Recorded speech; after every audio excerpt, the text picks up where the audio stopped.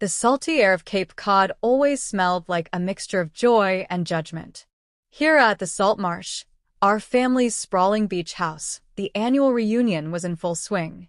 My father, Cassius, stood on the veranda, his voice a familiar boom that drowned out the sound of the ocean. He was a man made of brick and bravado, and today, his pride was aimed squarely at my older brother. He raised his glass, the crystal catching the afternoon sun. "To my son, Tiberius," he bellowed, and the whole family, aunts, uncles, cousins, cheered. Making his mark on the real world as a partner at his law firm. A real career.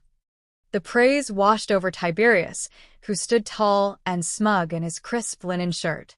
I felt the familiar sting of being invisible, a ghost at my own family's feast.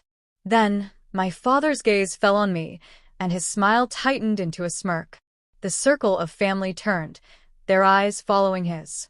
"And to Aurelia," he said, the words dripping with a condescending sweetness that was worse than any shout. Still clicking away on that little computer of hers.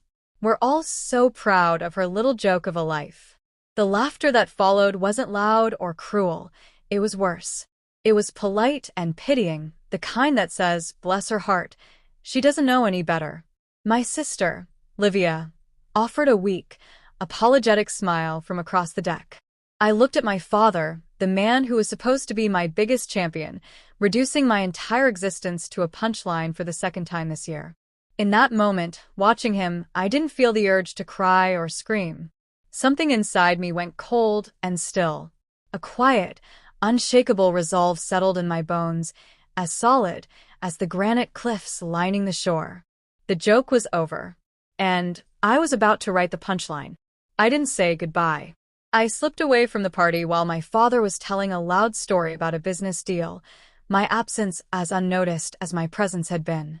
The laughter and clinking glasses faded behind me as I got into my car and drove away from the Salt Marsh, the familiar coastal road feeling alien and hostile. My hands were tight on the steering wheel, the injustice a bitter taste in my mouth. A few miles down the road, my phone buzzed with a call from Valeria, my co-founder, and the one person who understood my world. She didn't need to say much.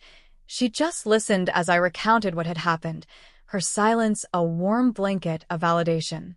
"Aurelia, you're building an empire while they're playing shuffleboard," she said finally, her voice firm. "Forget them." Her words were a comfort, but it was what she said next that truly caught my attention. "By the way, this is probably nothing, but I heard a rumor from my cousin who works at the bank downtown. He mentioned your